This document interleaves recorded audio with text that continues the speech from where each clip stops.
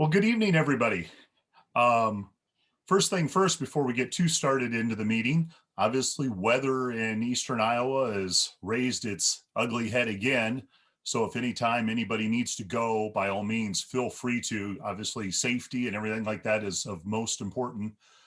The other thing with tonight's meeting is that it will be recorded. And so it will be uploaded later on this evening and probably go out to EID members who could not make it tonight. So if you feel so inclined, you want to log off now and just watch it later, that's fine too. But I'm hoping that's not the case. So anyway, I'm Tony Bowen, EID Superintendent. Welcome everyone tonight. We are going to go ahead and jump right into our business meeting as usual. I'm going to share the screen so we can see the agenda.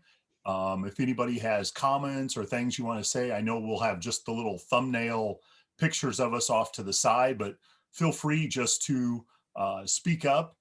Just kind of mind, over talking one another. So if somebody's already talking, maybe wait till they're done or kind of give a little pause before you ask your question or pose a question or a statement or anything like that. So everybody good with that? Excellent. Well, okay, we'll go ahead and get started with our summer business meeting. And I'll move to a shared screen. Hopefully you've had a chance to see the agenda, but if not, here it is again.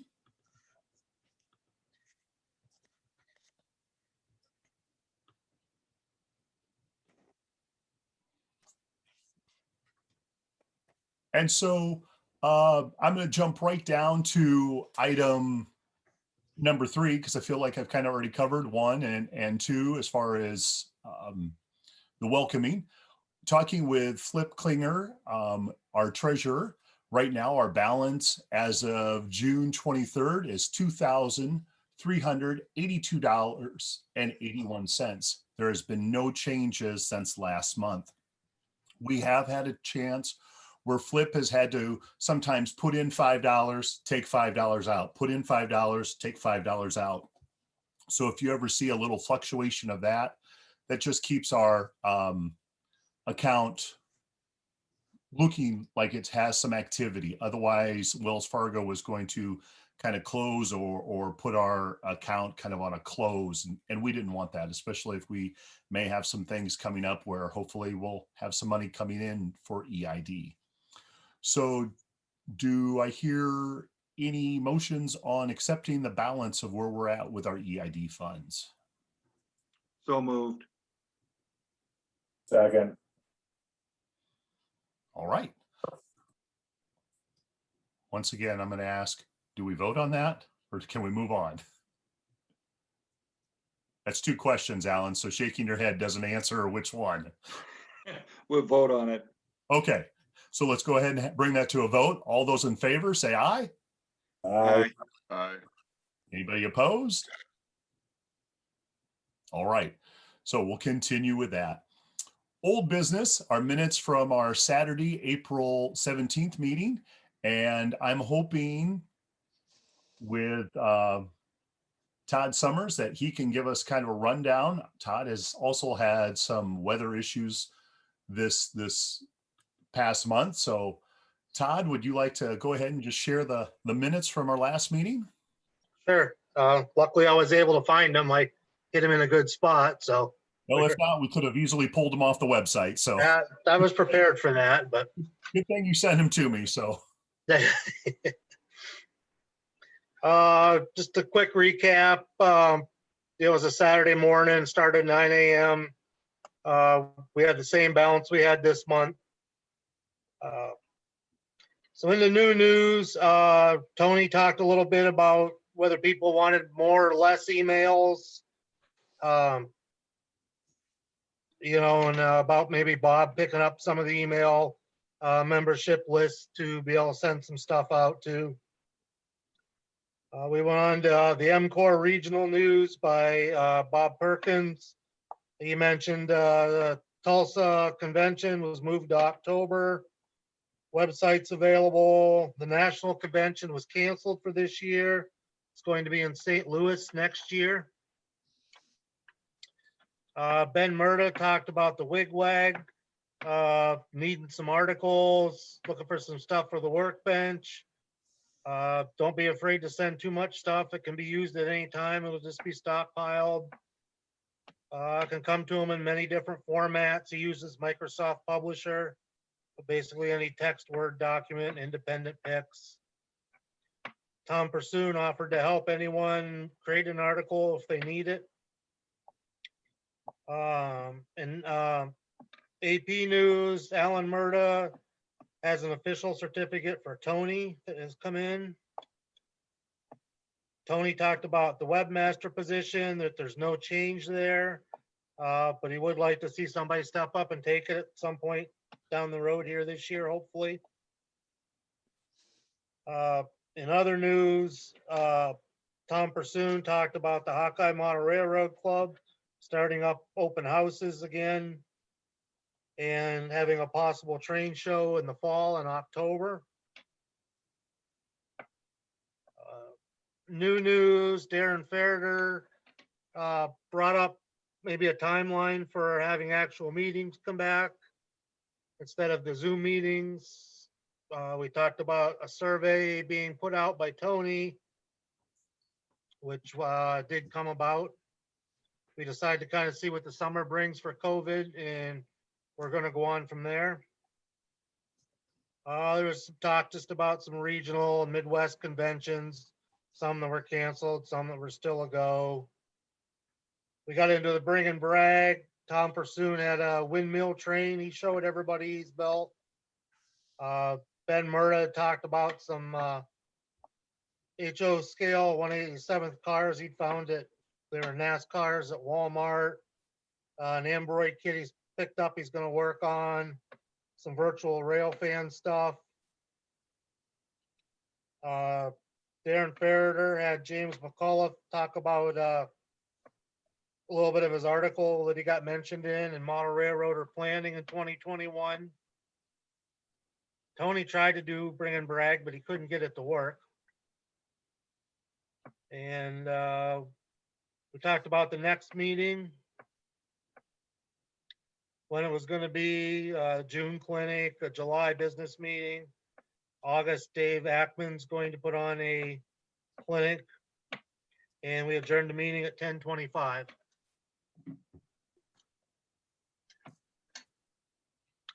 That's all I got. So, was I there for that meeting? I think so. Once or twice you talked. That sounds good. Is there a motion to accept the minutes as they're presented to us? So moved. I'll second. All right. All those in favor? Aye. Aye. Any opposed? All right, that is carried on. Skipping us down to our new business. Thank you so much, Todd, for that. Mhm. So new business.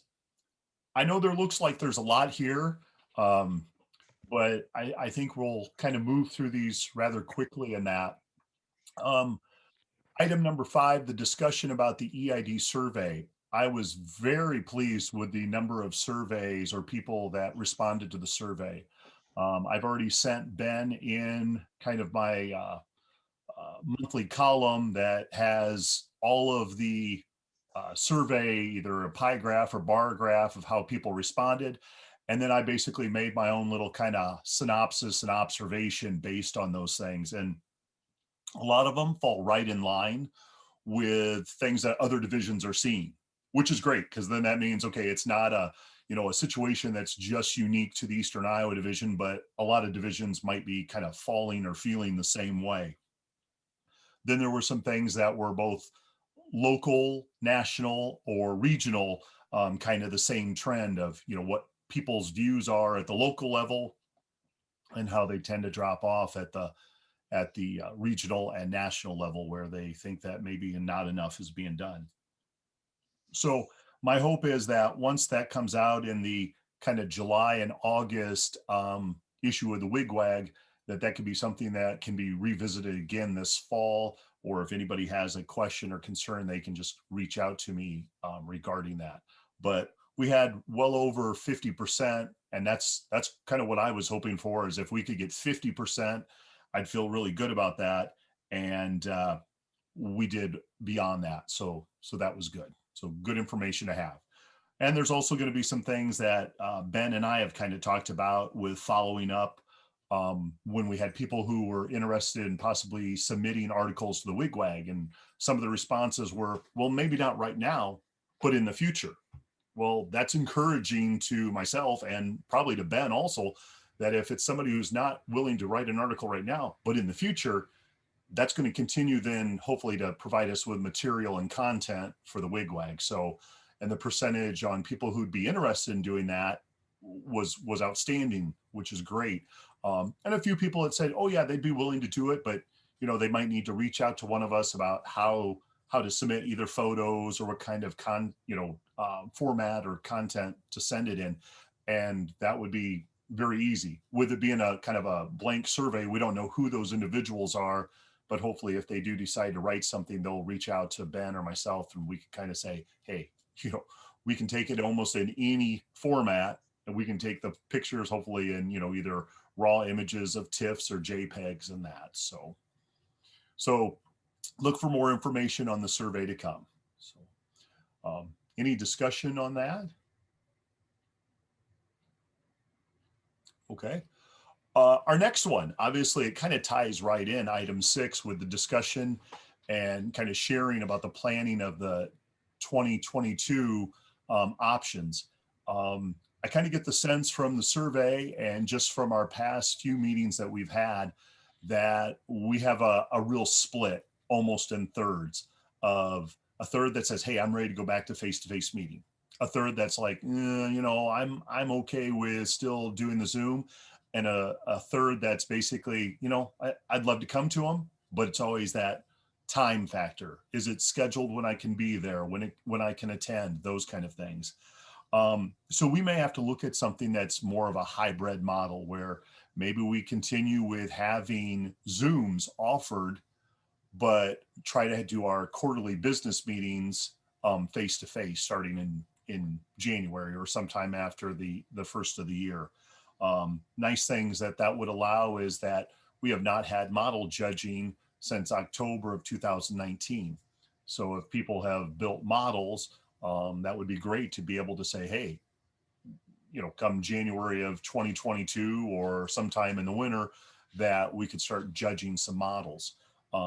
So kind of looking at just sketching things out on paper, maybe look at 3 to 4 meetings over the year that might be face-to-face, where we could offer, much like our business meeting is right now, but being face-to-face, and offer the bring and brag, because yeah, we can bring and brag stuff via Zoom, but I think it's much nicer when you can actually get up close to models or see things, or people can and talk about it a little more.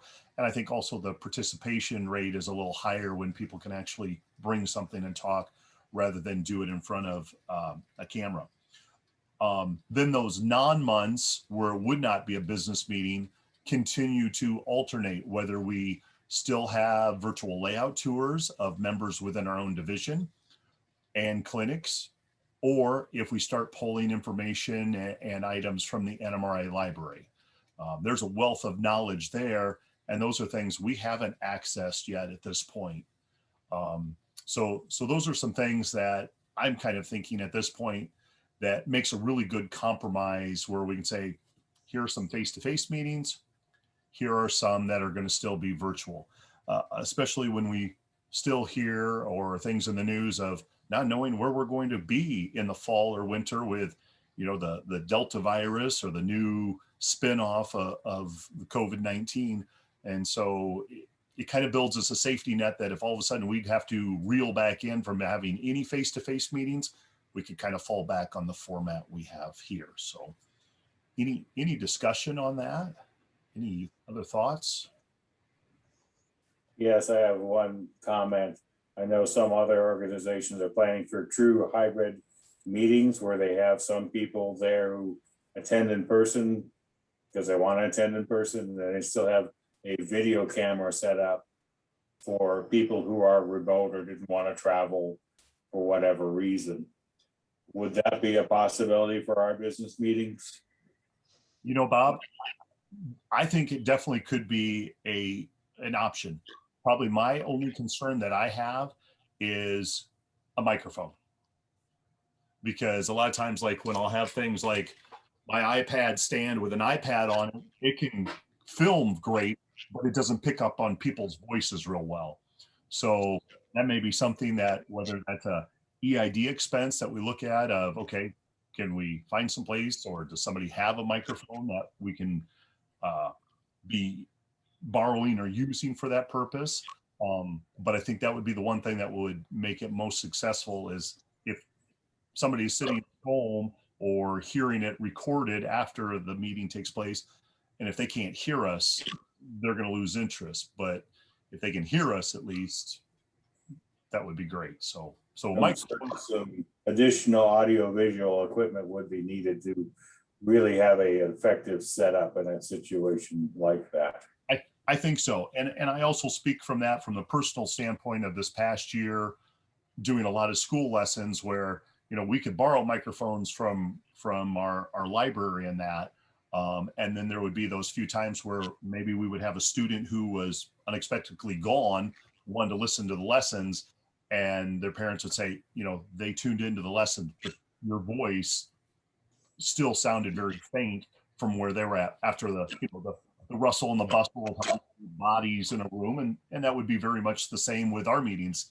You know, it would only take a handful of people, but if you're shifting around in your chair, breathing or coughing or cracking jokes and that, all of a sudden that becomes very distracting to somebody who's truly trying to maybe listen to what the speaker is saying. So a microphone might help filter out a lot of that. So, and I think that's a very easily something that we can look at. I've even looked at even on Amazon for just these little, you know, clip-on ones with a battery pack that a lot of times they use in public speaking or at churches and things like that. And I think they've really come down in price also. So that may be definitely something to look at. One thing I've seen in like corporate situations, the main speaker has the headset on, and then there's a assistant out in the audience with a traditional mic that they can pass around to the people who want to speak. Yeah, we could go back to the days of like the Phil Donahue show where somebody in the crowd goes around with a microphone. It works. You bet. And in this day and age, sometimes we got to be very creative. Doesn't have to be pretty, just has to be functional. So. Anything else up for discussion?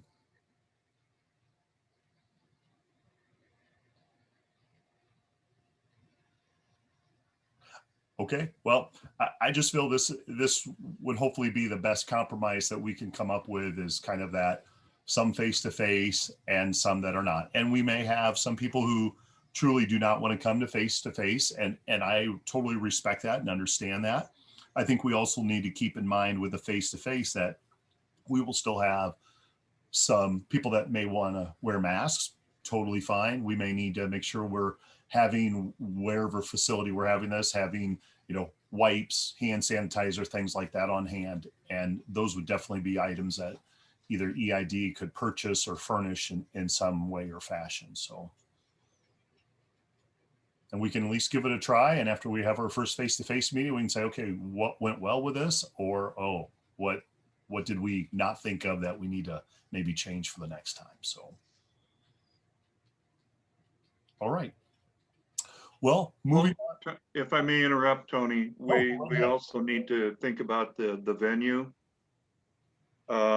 Because I know that one of the big reasons that the Kate Shelley train show hasn't been going on is because the school required that they wipe down the entire school, and they only have 8 members. So, you know, I think it's going to depend too on what the venue requirements are. Very much so. And you bring up a great point. And we may end up having at places that we haven't traditionally had in the past, because some places are very close knit of not willing to open up to people if they're, obviously not going to clean the facilities or just be open, period. That, hey, we don't know you, so we don't want you coming in. So that will definitely play a factor in where we're having them also.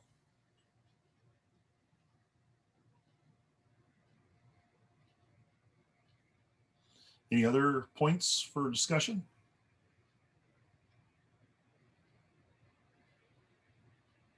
All right. Our next one, number 7, is an EID Road Trip Proposal. This proposal is going to be a little different. Obviously, if we were all face-to-face and we could watch this PowerPoint and everybody could see it, ask questions about it, it would make it a lot easier. Seeing that we have a very limited number of people today, here's what I'm planning on doing. When I send out the EID meeting that we're having right now, I'm also going to enclose the proposal, which is about an 8-minute video. And essentially what I'd like people to do is, between now and when we have our October business meeting, be thinking about, is this something we want to do as a group? And then we'll vote on it in October. And part of the reason I want to do that is I want to make sure that there's not just a small handful of us making a decision for a whole bunch of people. So I'd rather give that opportunity that everybody gets a chance to see and watch the proposal. Then when we get ready to bring it to a vote, hey, if it's just a small handful that's making that vote or that call, then so be it. But essentially just a little gist of the road trip would be EID renting a van and going to the Jackson Street Roundhouse in Minneapolis, St. Paul next summer. And as a side trip to that would be a side trip to Scale Model Hobby Supply in St. Paul. So that would be kind of the nutshell of the trip. I've looked into pricing for the van. They have both a 12 passenger and 15 passenger. And I think we would definitely limit the trip to that amount. So if we had 12 people going and we didn't necessitate needing a 15 passenger van, then 12 people it is. If we have 15 people going and we fill that, beautiful. Then we're taking 15 people.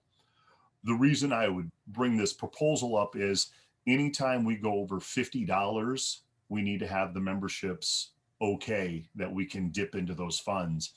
And I guess my concern would be if we had a 12 or 15 passenger van and we didn't fill it. So if we had a 15 passenger van, but we only filled 13 seats of it, would EID be okay that we dip into our funds to basically pick up that shortfall that we would have?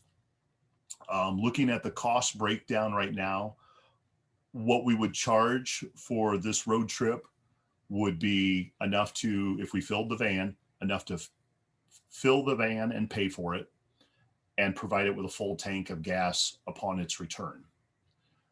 It would also be including the admission to the Jackson Street Roundhouse. So the admission would be, or the registration would be $40. 25 of that basically making up the fuel and the rental costs for the van. The other $15 is what they charge every day at the Jackson Street Roundhouse for admission.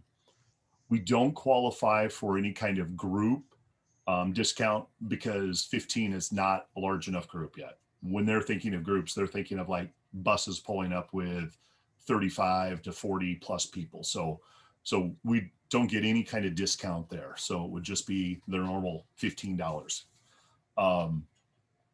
We would probably leave from the Cedar Rapids, Hiawatha area. Plan on stopping on the way up for breakfast and potty stops. The area around the Jackson Street Roundhouse really does not facilitate any places for lunch, nor does the Jackson Street Roundhouse have anything for grabbing a bite to eat. So we would probably do a lunch prior to arriving there also, hoping to get there around 12 or 12:30, and it's open until 4. That would hopefully give people ample time to walk around, tour the museum. They have things both in the roundhouse stalls that they're restoring. They have pieces of equipment that are restored, And then they also have things out in the yard area. Most of the time, they said, on Saturday, they do offer a caboose ride. I think it takes you down anywhere from like a mile to a mile and a half piece of track. And they said maybe with us coming as a group of railroad enthusiasts, that might be something that we could ride at least once or twice, or maybe get up close and personal with the engine and things like that. So those are maybe some details we can work out as we would get closer to the trip. The museum closes at 4 o'clock in the afternoon. And so the plan would be that once everybody's had a chance to check things out the museum, that at 4 o'clock, we would then load up the van, make our way to the scale model hobby supply. The hobby shop, their hours right now, unless they would change, they are open until 6 in the evening on Saturdays. So we would have a pretty good ample amount of time to do some shopping. It doesn't mean we would have to stay until 6, but it would also mean we're not coming in with only 15 minutes worth of time to shop or that. After the hobby shop, we would load back up in the van and kind of do the same things in reverse, that we would stop off for either a light dinner or supper, restroom break, and then hopefully be back in the Cedar Rapids area sometime by 10:30 to 11:30, somewhere in that hour. So you'll see a whole video link that I will send out, but that's kind of a synopsis of the trip.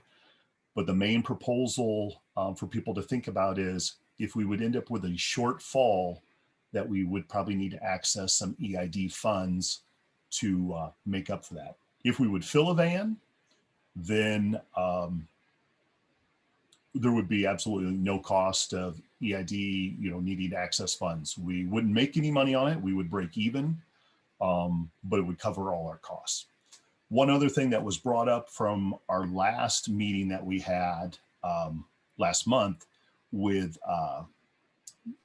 James Nab was opening this up to non-NMRA members, which we have done in the past when it's come to our operations weekend, when we took our trip to Chicago.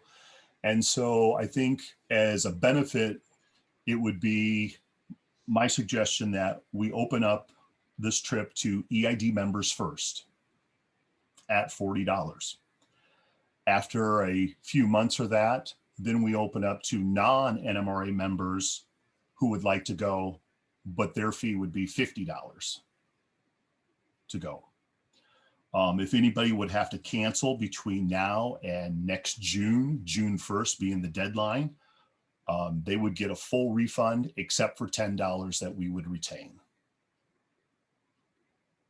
So that's kind of the proposal in a nutshell. So any questions or things like that, or maybe after you see the video, you might have things that you could think about when it comes to a kind of a vote in October. So Is there an extra charge for the caboose ride?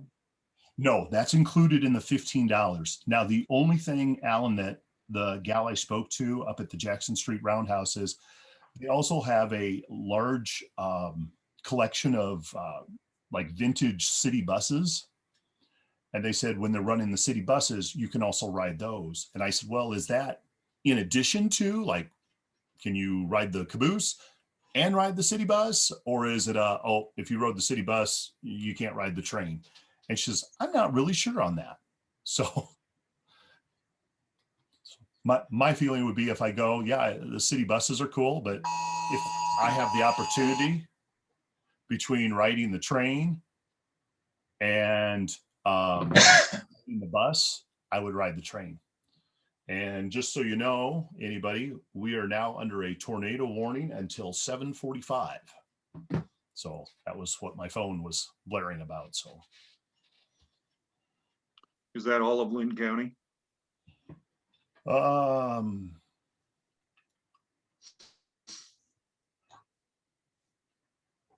It doesn't say. It just says the National Weather Service tornado warning till 7:45. Take shelter now in basements, interior rooms, lowest part of your house, sturdy buildings. Do not go outside. Get out of your mobile home or vehicle. So it doesn't have it necessarily by county. What I'm looking at from the National Weather Service is Cedar, Johnson, Clinton, Jones, Jackson, and Lynn counties and Delaware and Dubuque, and includes the cities of Anamosa, Cedar Rapids, Clinton, Dubuque, Freeport, Galena, Iowa City, Manchester, Macokota, Mount Carroll, and Tipton. So I'm assuming that includes the Marion, those of us that live in Marion, or those of, yeah, basically Todd and Ben. Is in Marion. Todd's already shaking his head like we don't need any more bad weather at all. Hey, Todd, they're building a nice house here in Coggan if you'd like to move up here. Does it Dishwasher require, quit yesterday and flooded the kitchen. So yeah, I'm about ready to pack it up. Have you seen the movie The Money Pit before? This is what it's turning into. Oh, Todd, I feel your pain. Yeah. So as I said, the proposal will be very different than any trip we've done in the past, so that everybody gets an ample chance to watch kind of the little synopsis. Essentially, everything I talked about will be on the 8 or 10 minute video. I just didn't feel with our time being precious that using up your 10 minutes to watch that when I could give you just a little gist of it, and then you can obviously go back and watch it in time. That this was a little bit better use of our time. It's kind of like when I go to a staff meeting, the first thing you say is, oh, hey, we have this 40-minute article we want you to read. It's like, why don't you send that to us prior to the meeting? So anyway, so there's no formal vote or anything now on it. It's just something that I'd like people to think about. When we have done road trips in the past, so we did Milwaukee and we have done Chicago, they went over real well. People seem to have a good time with them. The other thing is then possibly looking at even the following year of taking a trip to Union, Illinois. So just some ideas kicking around. So if there's no other further questions, we'll go ahead and move on. Our next one is the Mcor regional news. So Bob, is there anything you have to share?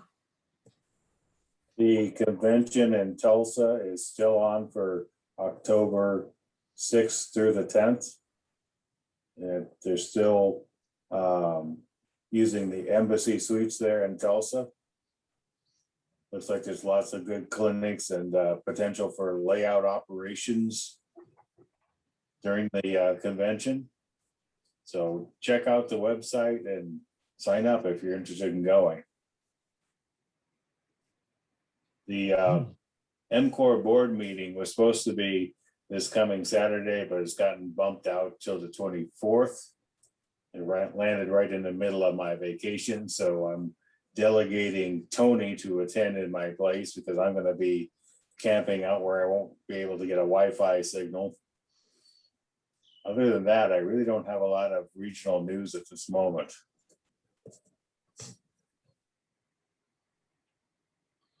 All right. And I sent out something a few weeks ago regarding the national kind of doing their online via Zoom and other live clinics and that. And I was tickled to death after we had just talked last month about why doesn't the NMRA do things via PayPal or this? And when I saw that you could register and sign up and pay everything via PayPal, I was like, great. Their NMRA is finally kind of coming to the modern day that you could pay for it immediately. I have not signed up, nor am I doing any of the virtual items that they're doing in Santa Clara, just due to teaching summer school here the next 3 weeks. But I thought for what they're offering and for $49, you know, I hope it's well worth the money. So to help out a little bit, there's 2 conventions in September. The Orange Blossom Special in Orange County, at the Orange County Airport. That's the Pacific Southwest, so that's California. Swamp Rabbit Express in Greenville, South Carolina. That's the Southeast Region Convention. And then there are the Tulsa, which is the Lone Star and Mid-Continent. there's the northeastern region, there's the south, or the sunshine region, I should say, and then the mid-eastern region, the north central region, and the United Kingdom, or the British region, all have their conventions in October, and 3 of them are at the same time. 2 others are at the same time, and then there's one that's kind of in the middle. But it seems like everything's pushed into October.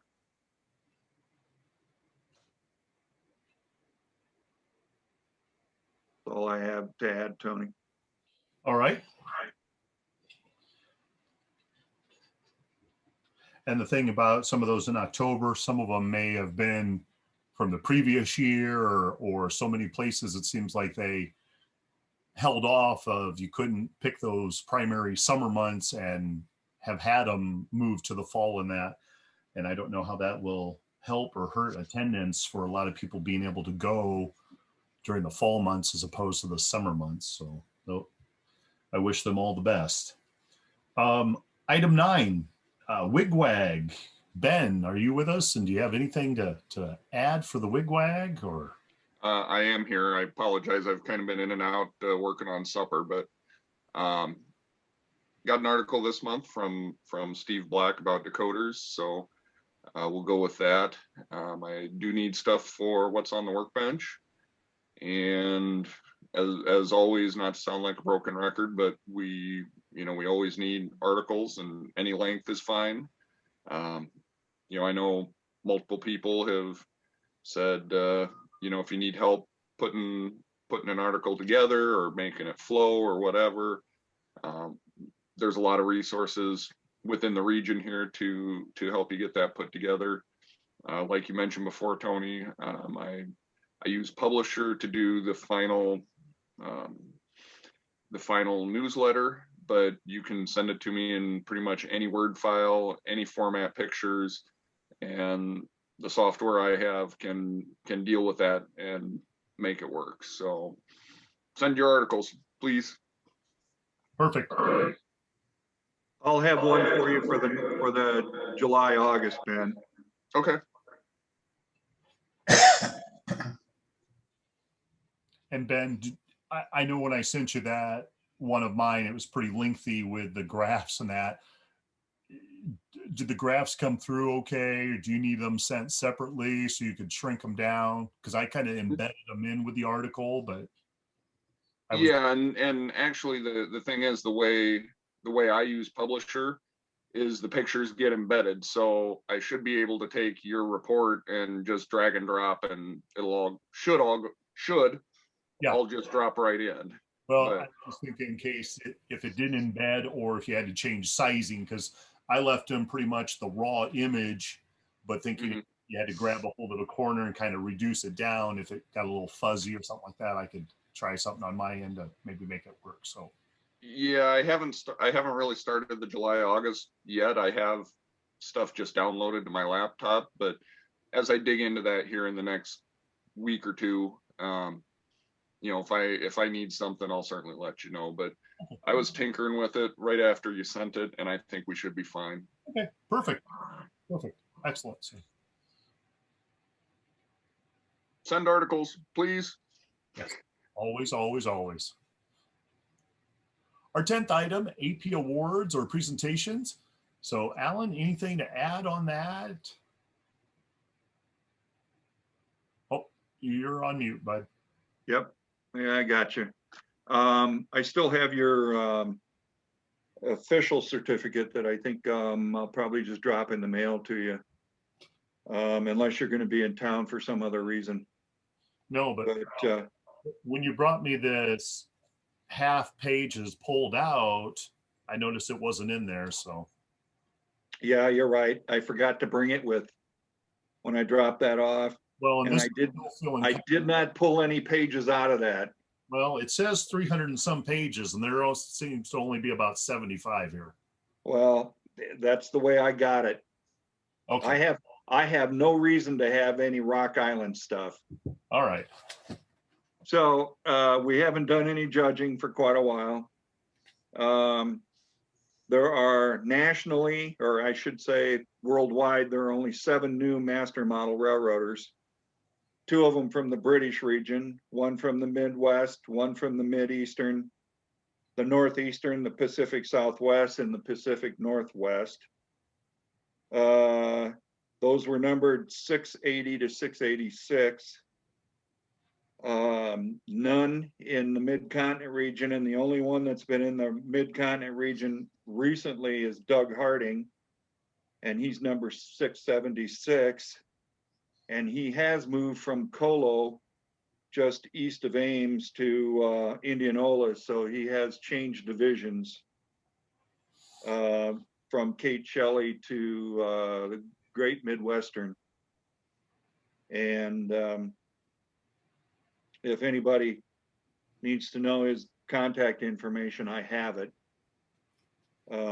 because I'm on his mailing list. And I did, when I saw the announcement, I did send him a note, congratulatory note, just to let him know that we're watching. So, and he appreciated that. But beyond that,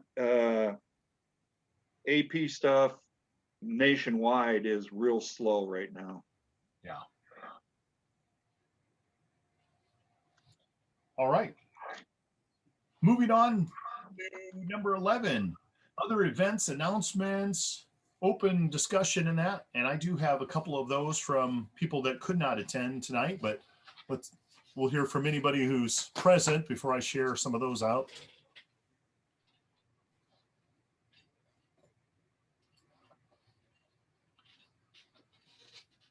Well, I do know that the Elkader Train Show, I believe it is August 23rd, is still a go.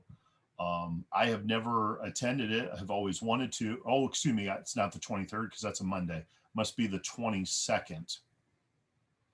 I have never attended because it's always right before school, and the same is true this year. It's the day before school starts, so I will not be attending, but I know that's one that they're planning on having.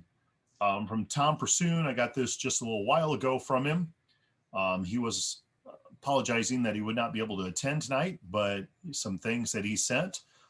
First thing, the Hawkeye Model Railroad Club has agreed in principle to stay in their current location through the 21-22 year. The space of the building previously occupied by the county and the car museum is now being used in other ways.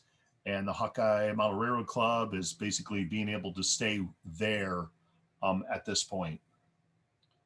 So How long can they stay there, Tony? he has until the 21-22 year. So I don't know if that goes all the way to December of 2022. And his second one kind of builds off that. The Hawkeye Model Railroad Club will have displays at the Johnson County Fairgrounds July 25th to the 29th. They will be in Building B. It'll include displays, layouts, hands-on activities for all ages. Please visit if you go to the fair, and there is no admission charge.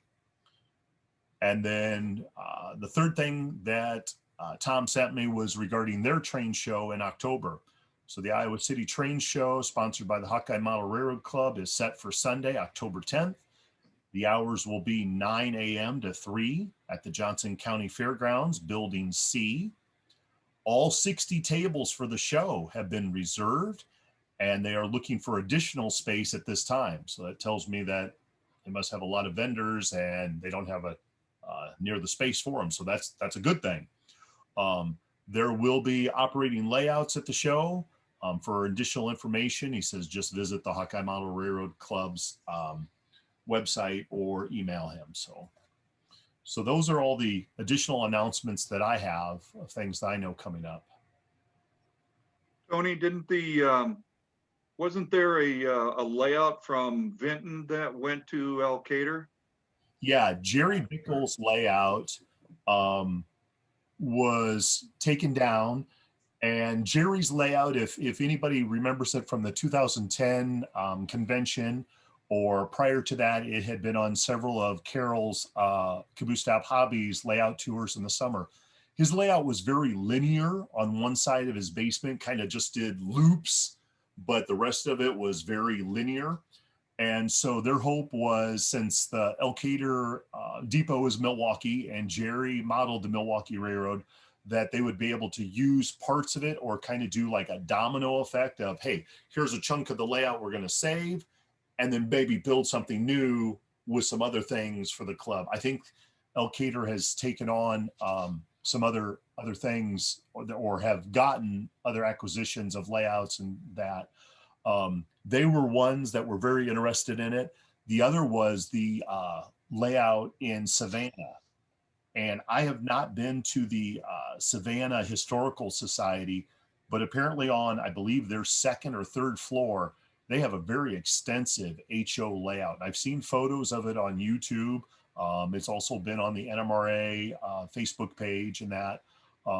And you know, sometime it would be, maybe if you're in that area, definitely worth a trip to stop in to see the layout.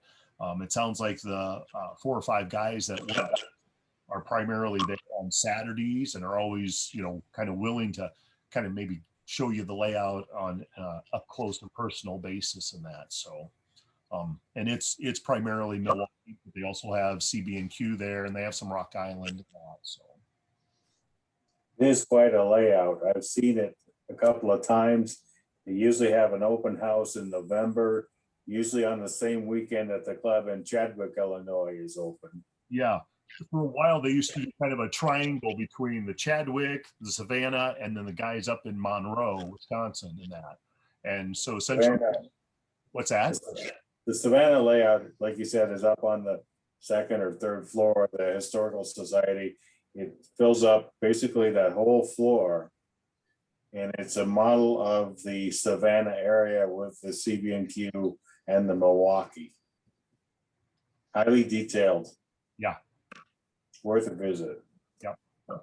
There's a layout in Mineral Point, Wisconsin, on the second floor of the Stone Depot. It's I don't recall if it's a railroad museum. It's a railroad museum because that's all that's in there is memorabilia. But they had a fellow from Chicago that built a layout that's actually animated and automatic in the sense that the trains move, but it's a layout of Mineral Point and its mining operations and stockyards and things like that. And it's an extremely nice layout. It is not large, but it is extremely nice.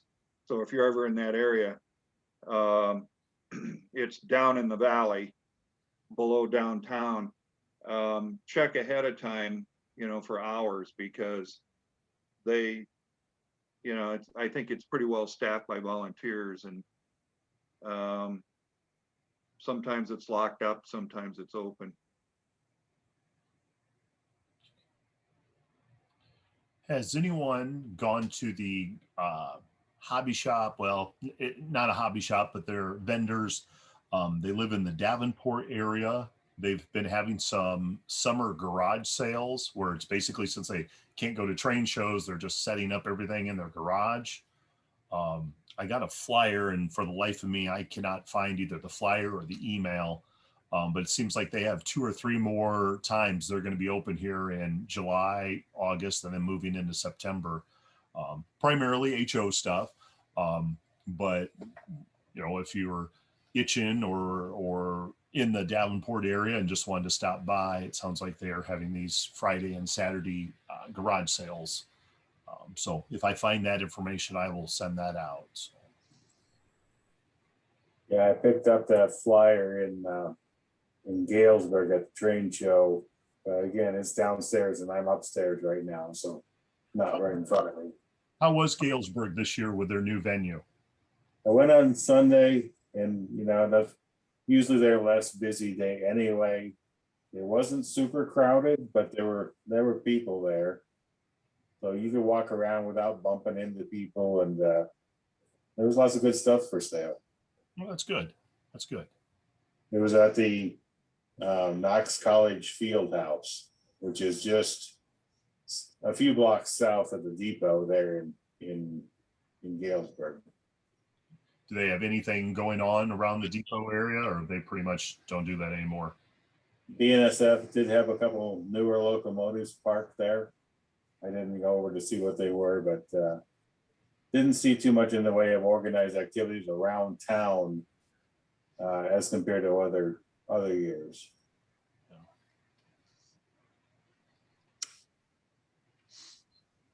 All right. Anybody else have anything for the cause of events or announcements? Okay, well, that brings us to our bring and brag. So if anybody has brought something, definitely take this off the shared screen so we can kind of zoom in and see a little closer of that. So anybody happen to bring anything tonight?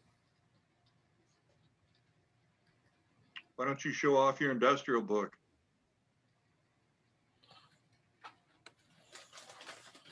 Well, I got this industrial book that is missing several pages. Actually, it's a reprint. The gentleman that does that, I think he has access or has the masters and reprints them off, is my understanding. Is that yours, Alan? Nice binding comb, puts a nice slick cover on them and that. And essentially, in this case, this is official directory of industries of the Rock Island. And I mean, it's got some cool old advertisements and that. I mean, here we've got, the Buckeye yoke, knuckle couplers and that. And essentially, if you looked at whatever type of industry you might want, so I'll just come to one like, okay, here's creameries. And so it's listed in state by Arkansas, Colorado, Illinois, Iowa, and that. And so if I'm saying, okay, I'm modeling in the Iowa, where could I possibly send a car that might be a load of creamery products, butter and that. And so nice way when I'm setting up my way bills that I'm planning on using it to say, oh, well, here are some towns I have. I could send this to Audubon, Iowa, Brooklyn, Iowa, Buffalo, Iowa, Clinton, wherever it might be. But also if I wanted the exact names. So if I said, oh, hey, Cedar Rapids, Wapsie Valley Creamery and Butter, I don't have to just say, something generic like the creamery in Cedar Rapids. I could give it an exact name in that. So there's quite a few industries in here that it's neat to look at, especially when I'm looking at the industries I have, whether it be grain elevators, farm implement, fertilized places, even though there is one fertilized place that I noticed got dropped from this book, but I'm pretty sure it was around. Also like oyster. No, it wasn't. Yeah, I'm pretty sure the fertilized place I'm thinking of, it's. No, it was never on the Rock Island. Well, I'm pretty sure it was. But even like this one of oyster shells and crush, I remember that as soon as I saw that, I remembered as a kid, my one set of grandparents that lived in Albany, Illinois, would always have, it was a button company and it was all made out of these, oyster or clam shells and things like that. And I can remember along the right of way of the Milwaukee that ran through there, you would find, either the fragments or you'd find the shell with all these holes that basically had been, bored out of them for them making buttons. So it was neat to go through that just to see some of those industries and that. So I don't know, I want to say this was $30, but good information in that. So Rails Unlimited in Elgin, Illinois is the guy. And I've seen him have other Rock Island things that I've been interested in, but unfortunately I've not ordered from him because some of those other things I already have the original copies, but this was one I did not have. So, and Alan had also ordered some stuff too, but it wasn't Rock Island. It was some other railroad. Yeah, it was, as Peter would say, it was nothing specific. But yeah, I've got a similar book that covers all of the industries that were served by the railroad. And I went through it, and I was actually pretty surprised because there were businesses that I thought that were served by the railroad in Bismarck when we lived there that actually were not. So it's a great resource, and they've got lots of railroads. Yeah. And for some railroads, they have multiple books based on years. Like for the Rock Island, they had, I think, what years is what, 1948, Tony? Yeah. Got the stamp on it. Yeah. And I think they also had a 1965. Yep. Or something like that was the other one. So there's options there. Rails Unlimited. Yeah. And I mean, especially when you think of the things, even if you're looking at ideas of things that were sent by rail, that you might think, well, nowadays those would be sent in a container or a truck or that, and then realize, oh no, in this time era, all of this would have gone by rail. So looking at one that's clothing manufacturing, you know, when it is just bolts of fabric or, you know, tanned hides or leather or things like that. I mean, it's definitely interesting of either coming up with destinations for where cars on your layout you want to go, or coming up with loads of what might be in them. So good stuff. So anybody else have anything else they'd like to share? Hey, Tony. Yeah. Watched your video on the river trail and Yes. enjoyed it. Oh, You were showing the book, The Rock Island Mighty Fine Road. yes, Is that a good book to get? it is. And I'll tell you what, here's the funny thing. My next bike trip, I'm going to be going along the Hennepin Canal. And Okay. so the first chapter in that book is basically the foundation of why the Rock Island was started up. And it was to tie in with the I&M Canal that went from Chicago down to the Joliet area. And so I haven't gotten a whole lot more into it to find out, you know, if there's a connection with the Hennepin Canal, but sooner or later, you know, the Hennepin Canal and the Rock Island paralleled one another. And by the time the Hennepin Canal was open, whatever the canal could do, the railroad did that much faster. But so far, I have really enjoyed it. The one thing I have noticed that I've heard a lot of people say is that the print is really small. And I have noticed that in this book, that it seems like the fine line of it is a little bit smaller than most books and that. And so I can get, you know, 4 or 5 pages each night. I'm reading it, and all of a sudden it's like, okay, my eyes are heavy. I'm ready to call it quits. But that Rogers does a nice job with his books. If you've read any of his Great Western books or some of his other Rock Island books, he just does a really nice job. And he's a history professor, and so a lot of his stuff, you know, he's taken the time and dove deep into the subject and the topic. So, but yeah, and I'll have 2 more parts of my Root River video coming out too. So great time. I would do that trail again in a heartbeat. So, You know, mid-80s, I was going up there bicycling, and the locals hated the bicyclists. If you had a flat tire, they wouldn't even let you use the air pumps to pump up your tire. yeah. But, you know, it's all changed now. Yeah. Once they get used to getting the money from the bicyclists, that's the bread and butter. Yeah. It changed real quick. So that they did. But boy, my first trip up there, they wouldn't even hardly talk to you. Well, and I found it interesting when I was in Harmony, because that's where I left my vehicle.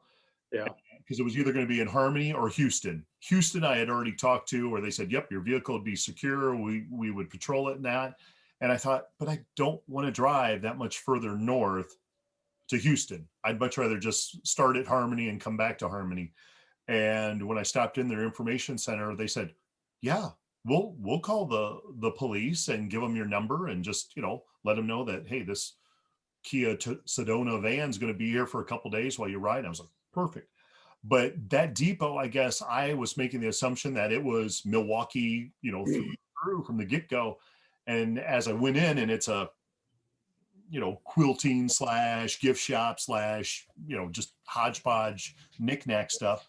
But the gal was giving me more information how that was actually started off as a narrow gauge line that went from Harmony to Caledonia, and I don't remember how far west it went, but she said, it was like just a regional little line to connect all these grain elevators and creameries and that. And then, sooner or later, it did come underneath the Milwaukee Railroad's wing, and then, got moved to standard gauge and that. And so, but neat history. So, Yeah. All right. Well, I'm going to go back to our agenda then, if there's nothing else. And as we kind of look at items coming up for EID, in August, we are going to have Dave Ackman do amazing Arduino animation. Dave and I need to kind of get back in contact with one another to really nail down an exact date for August. In September, we'll be offering a virtual layout tour. Right now, that's to be announced, but I have a pretty good indication that if it works out for one of our local EID members, it's going to be of his layout. If he's not as far with his track work as he'd like to be, then we'll probably refer to sharing a clinic that was done by the Piedmont NMRA division on a updated layout tour of Tony Coaster's layout. So we have at least kind of a backup plan there. So if the one layout doesn't pan out for the EID division, then we'll kind of fall on what another division did for a virtual layout tour. And then October, we'll have basically our virtual EID meeting again. And that's when we can also discuss kind of our voting for our proposal for our road trip for next July. So, and then last item is just, our closing. So I have nothing more to discuss for our business meeting. So I'm going to make the motion to adjourn unless anybody has something else. Second.